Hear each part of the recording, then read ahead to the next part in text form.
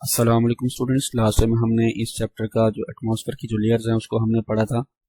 तो आज हम इसकी दो लेयर्स ट्रोपोस्फेयर और स्ट्रेटोस्फेयर को डिटेल में पढ़ेंगे कि इसमें जो वेरिएशन ऑफ टेम्परेचर होती है इसकी वजूहात क्या हैं। तो चलिए जी पढ़ते हैं। सबसे पहले ट्रोपोस्फेयर।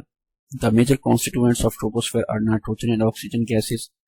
के इस ट्रोपोस्फेयर के जो जितने भी अज्जा हैं जिनसे मिलकर ट्रोपोस्फेयर की लेयर बनती है उसमें सबसे बड़े जो अज्जा हैं जो ज़्यादा मिकदार में पाए जाते हैं वो नाइट्रोजन गैस है और ऑक्सीजन गैस है।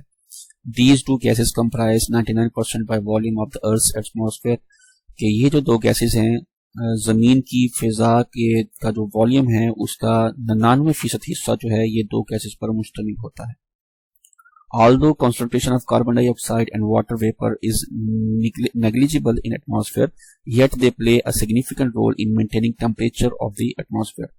अगरचे कार्बन डाइऑक्साइड गैस की मिकदार और पानी के जो बुखारात हैं ये बहुत कम मिकदार में ना होने के बराबर फिजा में मौजूद होते हैं, लेकिन फिजा का जो टेम्परेचर है दर्जा हरारत है उसको बरकरार या नॉर्मल रखने में ये अहम किरदार अदा करते हैं।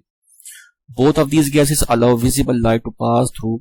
दोनों गैसेस यानी नाइट्रोजन और ऑक्सीजन जो है इनमें से लाइट मतलब आसानी से गुजर जाती है, but absorb infrared radiations emitted by earth surface. लेकिन जमीन की सतह जो है जो इंफ्रारेड रेडिएशन को रिफ्लेक्ट करती है आसमान की तरफ सूरज की तरफ उसको ये दोनों गैसेस एब्जॉर्ब कर लेते हैं। Therefore, these gases absorb much of the outgoing radiations and warm the atmosphere।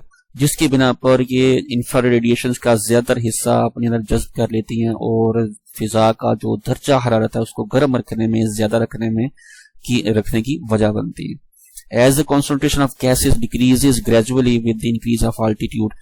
जैसे जैसे जमीन की सतह से हम ऊपर चलते जाएं बुलंदी में इजाफा होता चला जाए गैसेस की मिकदार जो है ये भी कम होती चली जाती है।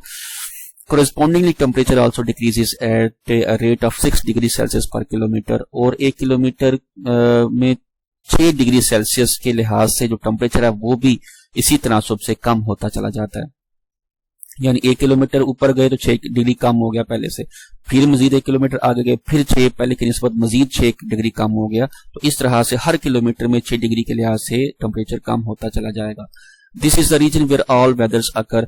ये वो हिस्सा है वो लेयर है एटमॉस्फेयर की जहां पर जितने भी मौसमी सूरत हाल है यहाँ से बनती है।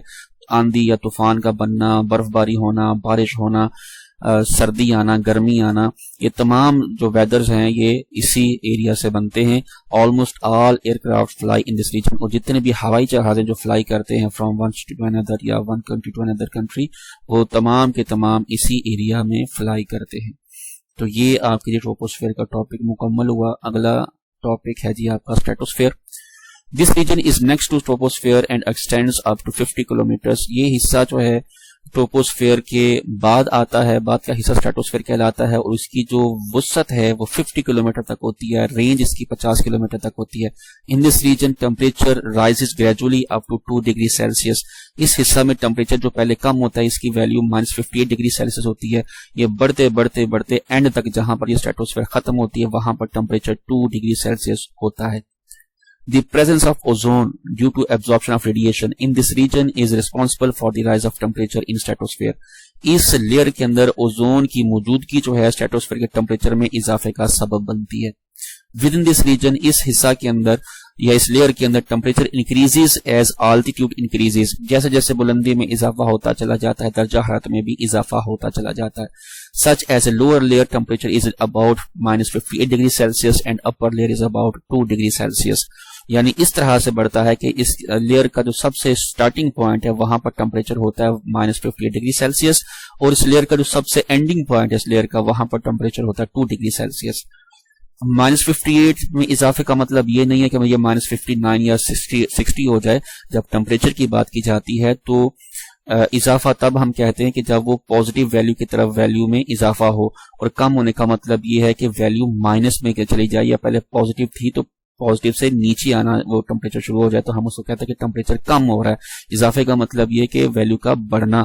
-58 में अगर वैल्यू पहले से मौजूद है तो इसका बढ़ना ये होगा कि ये पॉजिटिव वैल्यू की तरफ बढ़े, ना कि नेगेटिव में मजीद आगे जाए। तो उसको हम बढ़ना नहीं कहेंगे बल्कि मजीद कम होना कहेंगे।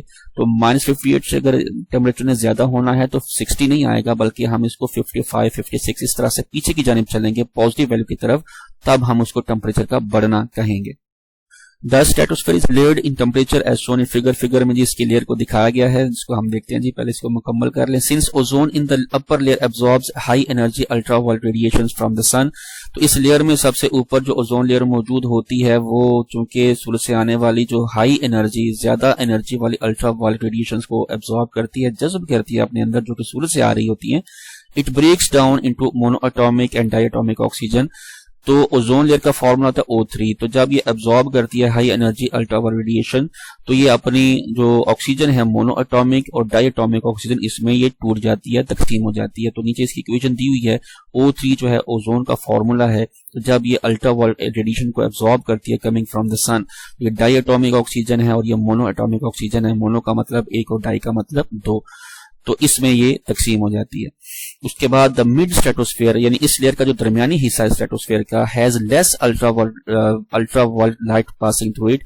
तो क्योंकि अपर लेयर जो है वो मोस्टली अल्ट्रावायलेट रेडिएशन को अब्सॉर्ब कर रही है, तो मिड तक बहुत कम मिकदार में अल्ट्रावायलेट रेडिएशन पहुंच पाती है, जिसकी बिना पर क्या होता है, here monoatomic oxygen and diatomic oxygen recombine to form ozone which is an exothermic reaction, कि इस मिड रीजन के अंदर मोनोएटॉमिक और डायटॉमिक जो ऑक्सीजन है ये दोबारा से मिलकर ओजोन लेयर बना देती है, जो कि एक एक्सोथर्मिक रिएक्शन है।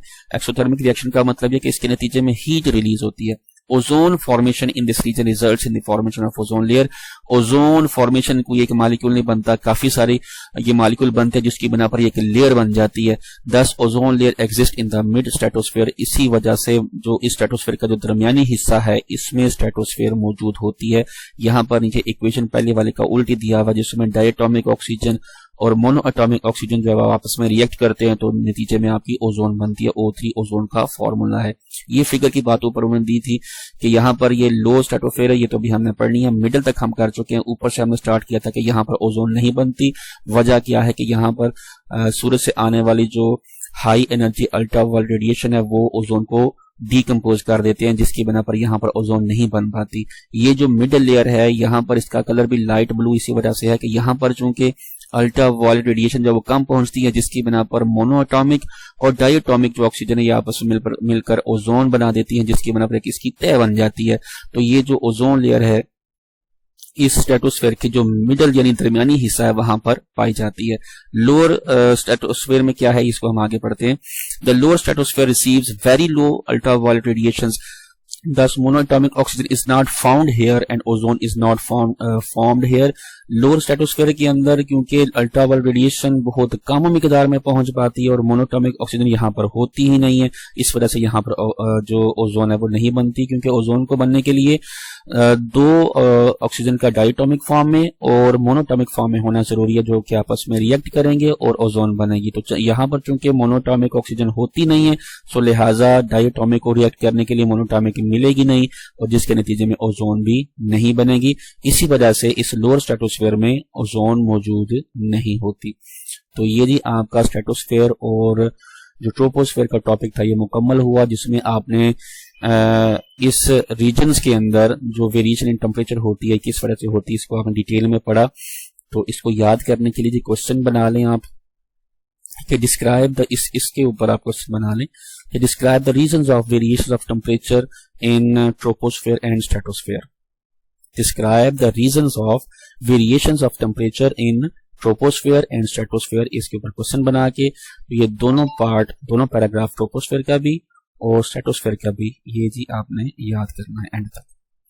तो मिलते हैं जी अगली वीडियो में अगले टॉपिक के साथ।